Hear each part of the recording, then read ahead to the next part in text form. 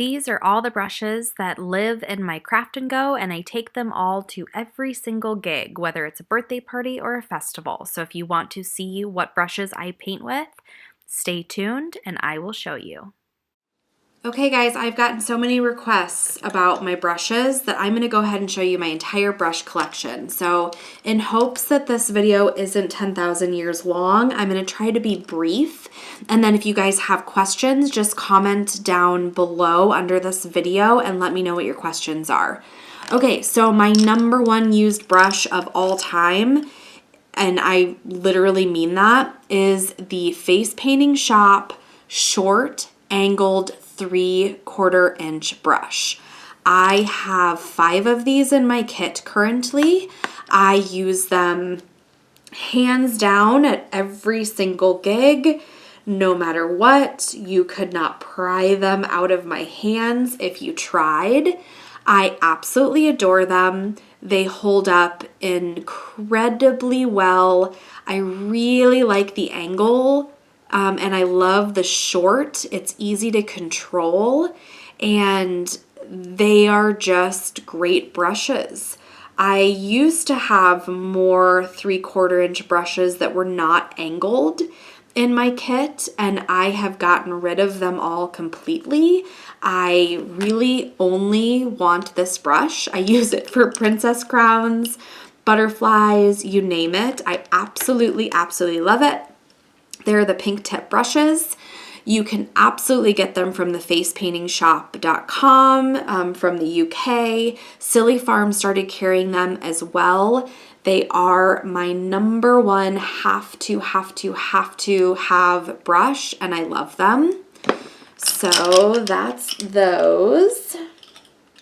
Okay, so the other 2 brushes that I have that are short angled brushes are the 1-inch brush. I like the 1-inch brush as well because, especially with rainbows, I can get into some of those split cakes that have, let me get one, that have like 6 colors in them. So I can make sure to pick up the entire cake and not just one side or the center. And I use, you know, the 3/4 inch brush in all of my 1-strokes, but I use it so much that it does end up kind of doming the centers out. Here, I'll show you.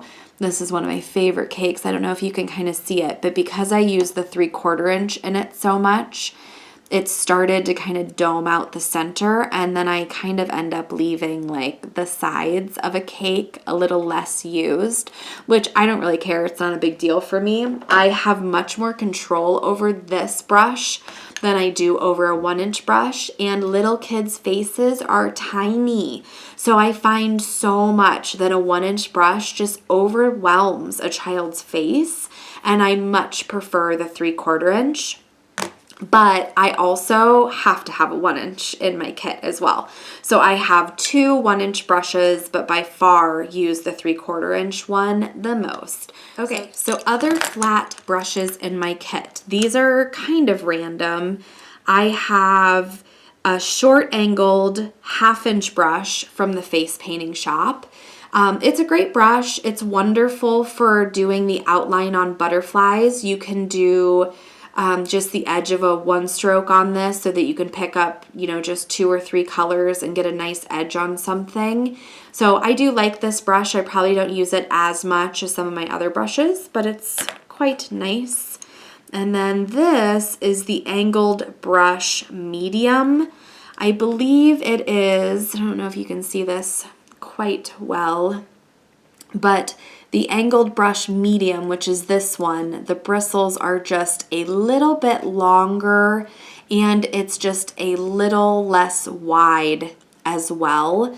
So it has a little bit more flexibility to it than the short angled brush, but they're both good brushes for outlining and doing some detailed work with 1-strokes. Now this is a random brush that I have in my kit. It's a 3/8 Royal Soft Grip. I honestly think this is one that Billy got in a craft kit, and I used it and I really liked the way it felt, so I snagged it and I stuck it in my kit. I don't even use it that much, but it is in my brush holder. Now this brush is incredibly interesting.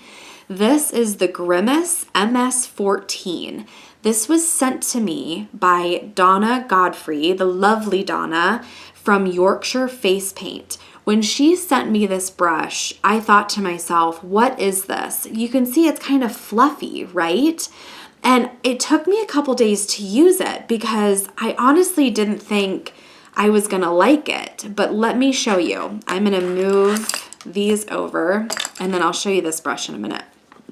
Okay, so even though it's quite fluffy, when you get it wet, it totally flattens out, which when I first started using it, was very taken aback by. I was like, what is going on here? So let me pick up something that would be a good, let's see, would that be a good rose? Yeah. Let me pick up these tones. It also has a very, very long handle, which most of my face painting brushes just don't have. And it doesn't bother me that it has a long handle, but it definitely looks quite different than my other brushes. So this is also such an interesting size, just to give you some perspective. Here is that, well here, let me do this one. Here is that 1/2 inch, right? So here's that 1/2 inch brush, and then here is our 3/4 inch brush. And this Grimace brush is just kind of like someplace in between both of those. So that intrigued me initially as well, because sometimes there's things that a 1/2 inch is not quite big enough for, and that a 3/4 inch is too big. So, okay, since I've been talking, I'm just gonna wet this one more time. Make sure I have it well loaded so that I don't misrepresent the brush by poorly loading it. Okay, so she told me, Donna, that this was her favorite brush for roses. And I heard her say that. I listened, but it still took me like way too long to try to use it. And I'm rambling. Point is, this brush is amazing. Like, completely amazing. Look again. So see how fluffy it was before I got it wet and put it into paint? And now look at how brilliant it is. I'm just like shocked by this brush all the time. I think it's absolutely amazing. And I know nothing about the Grimace line of brushes. I had never, ever, ever heard of this brush line until Donna had sent me this. So I don't know if they have, even more brushes to choose from. But I will tell you from my experience with this brush, I think they are pretty amazing. So here's what I'm going to do. I'm going to go ahead and wipe this off because I'm not waiting for my rose to dry here, which I should. And since I'm not, I just went ahead and gave it a swipe because I've been mixing all those colors together. And I'll go ahead and finish this off just so that you guys, I'm upside down compared to you guys, so I'll go this way. So again, I should have let that dry so I could get a better rose for you guys, but hopefully you see the whole idea of this brush. It's just a really, really interesting size. Here, let me get my 3/4 inch wet again. So that's it compared to the 3/4 inch. It's just like a little bit smaller and just brilliant. I absolutely love it. Really, really cool brush that I would have never purchased on my own. So thank you, Donna, for sending this to me. It's absolutely amazing. So another brush that I have that is a flat brush is this chameleon brush, and it's an angled brush. It's the number 2. I had another chameleon brush like this, but it got so frayed and I couldn't use it any longer. Now this one is actually a little frayed as well, and when I get it wet, unlike that Grimace brush I just showed you, it does not go back together. It just stays split. But there's a reason I keep this in my kit. And I think I've showed this to you guys before in another video, but I'll show it to you again. It's kind of random why I keep this brush in my kit and why I like it. I can't do detailed line work with it or anything like that, or detailed one-stroke work, I should say, with it. But this is what I can do with it, and I love it for it because no matter what I do, I don't know if you can see it, but no matter what I do, it stays split and it will not go together. But it makes the best spider legs ever. Isn't that brilliant? So I'll do a spider body in whatever. I'm just kind of making an oval. So ignore that it's not good. But I'll do a spider body and then I'll really, really quickly like stamp on these legs with this like sadly mangled brush, and I get this awesome cool texture with it. So Halloween, this is one of my favorite brushes. So that's why I have it in my kit, and that's why I like it. And I have to say, like, I have never really had that many chameleon brushes, so don't think that they're bad brushes. I can't say that. This particular brush just split, and the other one I had kind of split, so I don't know if you guys use them. Please comment down below and tell everyone watching this whether you really like them, and if you have a good experience with them, please let everybody know, because I don't want to say they're not good when I've only had a limited experience with them. So please, please, if you use these, comment down below. But anyways, I love this one for my spider legs. Isn't that cool? I love it. Okay, moving on. Okay, so let's move on to Filbert brushes. If you guys watch my channel, you know that I love a Filbert brush. I have two large Filbert brushes. This one with the clear handle is a number 8 Filbert, and there is no distinctive name on it whatsoever. I have no idea if it was a face painting brush or one that was just an acrylic brush that I grabbed and had in my kit, but it works quite well. And then I also have the Face Painting Shop extra large Filbert brush. These are good for body painting if you do body painting. I particularly like them to do clouds. So I will do, let's go ahead and grab some of this. I'll do a rainbow on a child's face, and then I will load up my Filbert brush with white. And because it has that round edge, I can pounce it like this and create fluffy clouds. And you can kind of spin it around. You can do this, you know, that kind of stuff. And then I always feather it out on the edge. You get it. So I love it for that. Besides, you know, body painting and the fluffy clouds, that's really all I use the large Filbert brushes for. I don't use them for much else, but I do like to have them in my kit.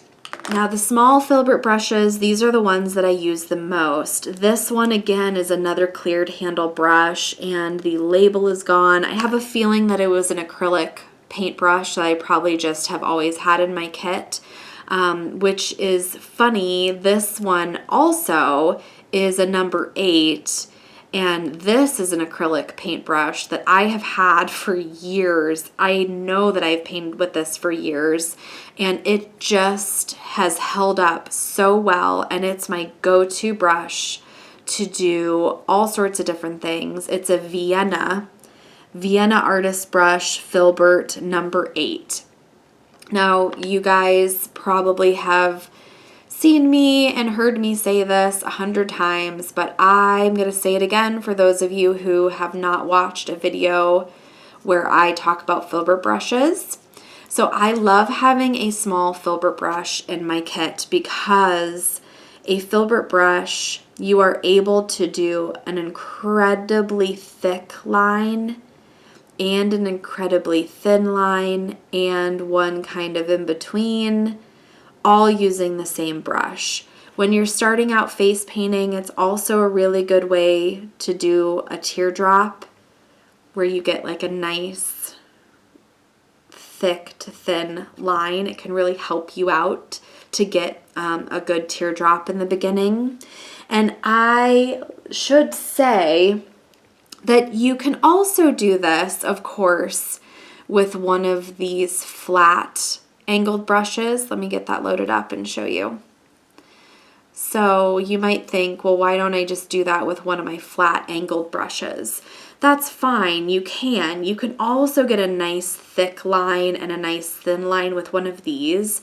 However, I like the Filbert because I get that rounded edge. Sometimes with the flat brushes, you're gonna get a harsh edge. You get that square, right? Where with the Filbert, I'm already softening out what I'm doing because I have that round edge, and I just find it easier to work with. Now, as you become more experienced, you know, making sure to round out an edge and then pulling down with that 1/2 inch brush is something you'll get really used to. But until you're used to that, the Filbert just does the work for you. Also a really, really great way to make like a quick circle because it's a circled shape already. It's just so easy. It lends itself to doing a lot of things naturally and you just don't have to work so hard. So I love my small Filbert brushes. Neither one of my small Filbert brushes are face painting brushes. They are acrylic brushes and they work just fine and I have had them for years. A couple brushes that don't get a lot of attention or credit are the Dagger brushes. Both of my Dagger brushes are from the face painting shop. I have the 1/4 inch Dagger, which is the smaller one, and I have the 1/2 inch Dagger, which is this one, which actually is pretty large looking considering because the bristles are quite large. On a Dagger brush, when the bristles get larger, they're actually called swords, which I find quite interesting. But you can see these brushes are vastly different. Now, I absolutely love Dagger brushes. I use the small one much more than I use the larger one. But one of the cool things about Dagger brushes is because you have a lot of surface area here from the toe of the brush to the heel of the brush, which is where the bristles are the longest and the shortest, you actually can double load them with colors or even triple load them in some cases. So let me go ahead and I'm gonna grab some paint over here. Sorry, you can't see what I'm doing. Okay, so you can double load or triple load a Dagger brush and get multiple colors on the brush. And you can do things like little whimsical two-tone lines off of designs with them. Just like a Filbert brush or like that 1/2 inch brush, you can do very, very thin lines or you can do very, very thick lines. You can curve them. It's a brush that has a lot of movement. It can be a little tricky to work with at first, but it's actually quite lovely for outlining butterflies because you can do that top wing and then you can press down and wiggle and pull in. Press down and wiggle and pull in. Lovely for line work. It also is actually a really wonderful brush to do roses with. I'm running out of room. We're going to do it over our cloud. So because it has such a nice movement to it and it's kind of an odd size, you can actually get some really, really nice shaped petals with a Dagger brush. So I encourage you, if you have one and you haven't used it, play around with it. I find that they're quite fun to play with, and I really, really enjoy using mine. So I use this one the most, the 1/4 inch the most, and then the 1/2 inch every now and then for roses. And if I was body painting, I would go for the 1/2 inch just because I have a larger area. But typically, if you had to pick between the two, I would absolutely do the 1/4 inch. I use the 1/2 inch much less than the 1/4 inch. Okay, so these are all of my Flora and petal brushes. I am not going to load each one of these up and show them to you. I do have an older video on this channel where I go through my brushes, but I am going to plan on doing an updated version where I will go through and show you all of these brushes. So for now, I'm just going to talk about them. If this is a video that you would like to see an updated version of all my brushes and how I use them and tricks and tips on loading them, please comment down below and let me know so that I can do that sooner rather than later. But to start, I have the number 10 Flora brush, and I know that this is linked in my Amazon store, so you guys can go find it. I absolutely adore this brush. Somebody commented to me not long ago that it's a beast to load and that they have a hard time loading it. It can be a little tricky to load, but I'm happy to help you guys and show you how I kind of do that and make it easier for me. It's a beautiful brush and I love it for eye designs. It's amazing. This pretty petal brush is from Silly Farm. I don't think it has a number on it. It's just called the Pretty Petal brush. And it is one of the brushes I use the most for double dipped flowers. It's wonderful. It's a great size. Another wonderful one is the number 6 Flora brush from the face painting shop. It's the perfect size for kids' faces. You can double load it or triple load it, and it just gives you a beautiful, beautiful petals. This teardrop brush is it's just a little smaller than the actual pretty petal brush. And I use this one just as much as the other. I really, really love this for nice, delicate, sweet flowers. Now this mini flower brush from the face painting shop gives these tiny little round petals that are so sweet and so pretty. You do have to load it more often than some of the other brushes, so I tend not to use it on the job as much as the others. I would get one of the others I mentioned before I got this one, but if you're looking for a brush to make really sweet, rounded shaped petals, it's quite lovely. Now this is actually one of the only other chameleon brushes I have in my kit. So I guess I forgot about this one. This is just the petal chameleon brush. There's no number on it that I can tell. And it's quite large compared to some of the other petal brushes that I have, but I really like it. It's actually the first petal brush I got. It's quite old too. There's just a tiny bit of fraying to it, but I still use it. And since it's so large, it actually creates these really big, fluffy petals, and it's quite lovely. So I really enjoy using that one as well. You can fill up a child's forehead with double dipped flowers very quickly with this brush. Something else to note about the chameleon brushes, I have this one here still too, the one I use for my spiders. They are very short. So here's, a typical just painting brush, not even just face painting, but they do have very, very short handles. It's never been a problem for me, but something to note, if you like short handles, then maybe chameleon's a good option for you. If you don't like short handles, keep that in mind because it does seem like it's a kind of a theme for their brushes. So those are all of my Flora and petal brushes, some of my favorite brushes. So again, let me know if you guys want to see that video and I'll do a video about them. Okay, so round brushes. These are only half of my round brushes. These smaller ones I will do after these. I have mainly used low Cornell brushes, which are these gold handle brushes. I very recently, let me split these up, very recently got my hands on some of these Paint Pal Silly Farm brushes because I wanted to try them.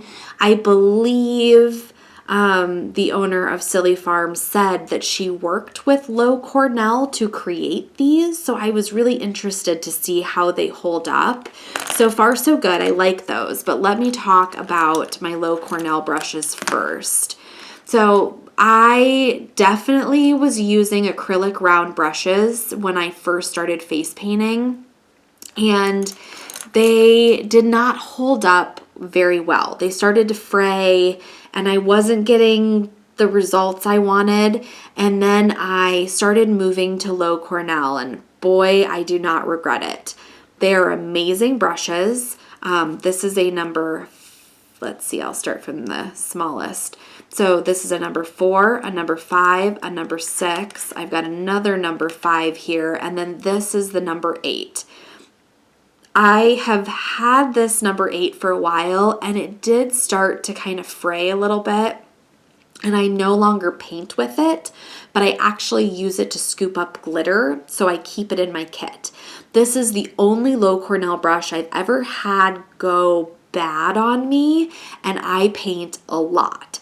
So it's not discouraging to me. They're still amazing brushes, but this one did not last very long. However, I found a way to use it. I scoop up all my pixie paint and festival glitter with this brush so that I'm not using my finger on kids' faces, and I still use it every gig. Now, as far as these round brushes go, I love them all. I will usually use a 4 or a 5 for my white teardrops during a job. I like to grab a number 6 as well. They're all equally fabulous, and I love them. I have just started using the Paint Pal brushes, and this one in particular, let's see, they're the swirl line. So I have here is the number 3 swirl, and then this is a number 6 and a number 4. I have not even used this one yet. This is the number 5. I didn't totally love this number 6. It kept splitting at the tip for me just a little bit, so I didn't use that one. Haven't used that one very much. I won't give up on it. I'm still going to mess around with it because when it comes to brushes, you have to use them a few times. But I did notice this one in particular was splitting for me just a tiny bit, and I'm not sure why. So I'm going to try it again and see if it was me. However, this swirl number 4, can you see how stained it is? That is not paint. It is stained. One of my favorite turquoises to use for line work is quite strong and will stain absolutely anything. And I think this was a brush, so it stained pretty badly. But I actually love it because now, for the last couple gigs I went to, I looked in my kit to find the blue bristle brush, and that's what I grabbed for my line work. And I know it's this one. I adore it. Perfect size. It ends in just this. Here, I'll show you. Actually, I'll grab my petrol that I love too. My Superstar petrol blue that I'm obsessed with. It's just an amazing brush. So I'm excited to try the rest of them. I really just got them a couple weeks ago, so I don't want to have like a total final opinion of them yet. However, this swirl number 4 is just absolutely gorgeous. Look at that. Oh, I love it. So any brush that you can get this thin of a line and get a nice thick line like that is just perfection. Look at that. Love it. Look at how thin you can go with it. That's what I like. I like being able to go incredibly thin and then back to thick. So I am absolutely in love with this one, swirl number 4. Again, I would say kind of barely used these yet. I just got them. So looking forward to using them a bit more so that I can give a better critique, but so far so good. Favorite low Cornell, working on getting to know the Silly Farm ones better so far. The swirl number 4 is a favorite, and I think this will be one of my go-tos.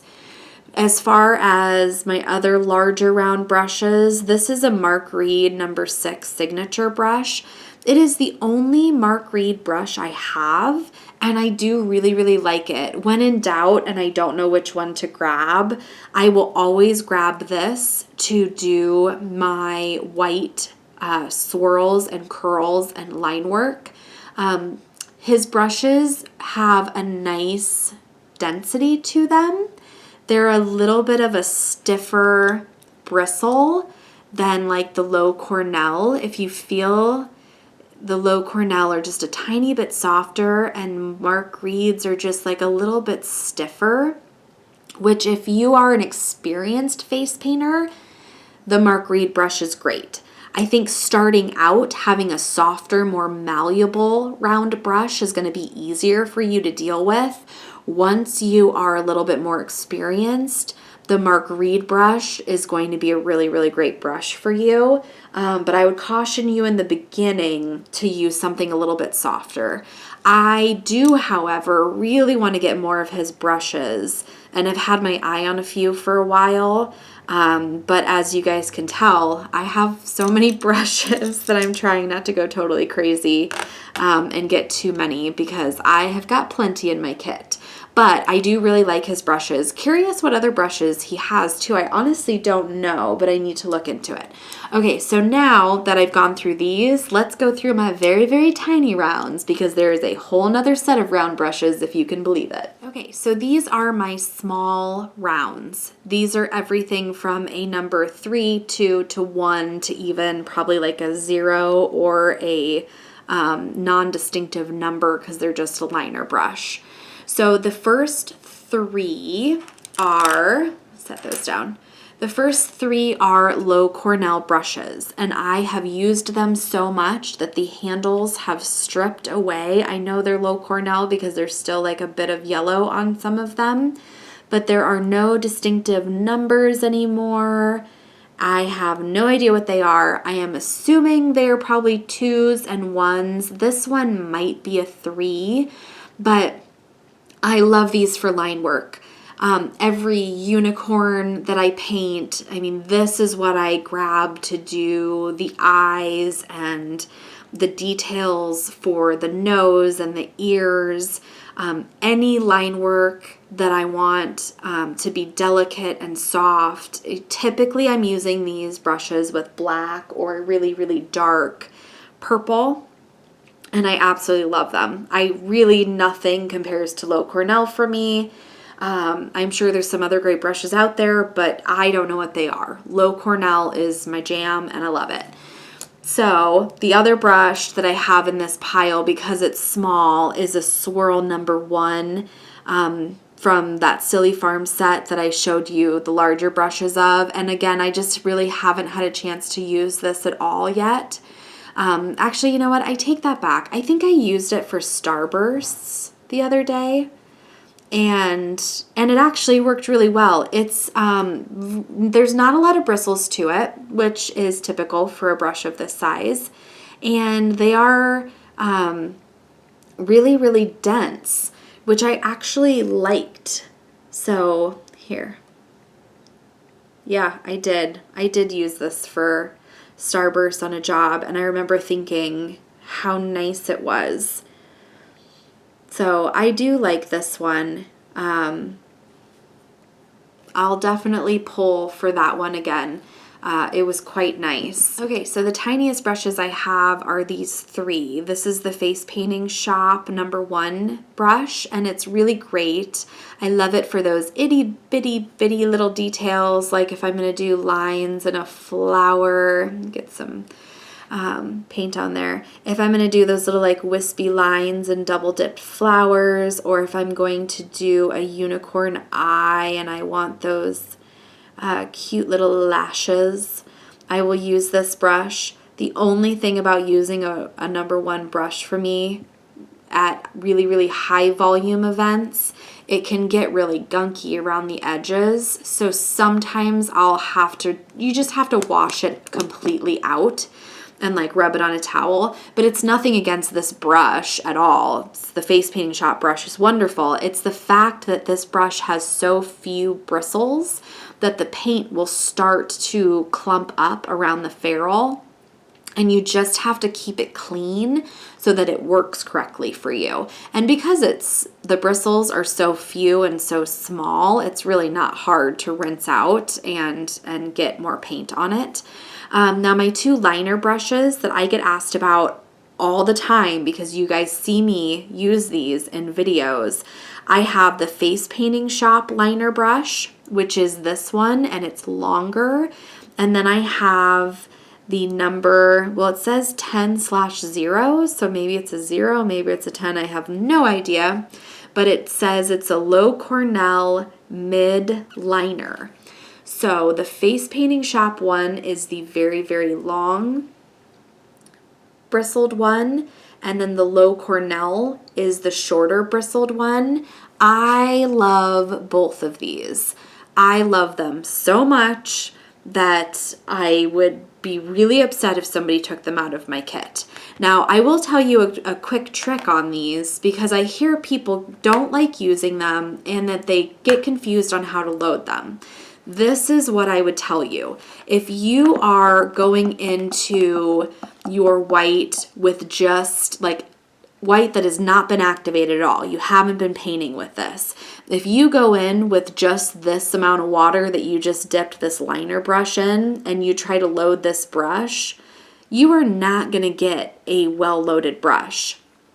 I would recommend going in with a number 5, a Filbert, anything, and using that to get some water in your paint and activate your white. So take a brush with more bristles because this isn't going to agitate anything. It's not going to activate anything. It's not going to work.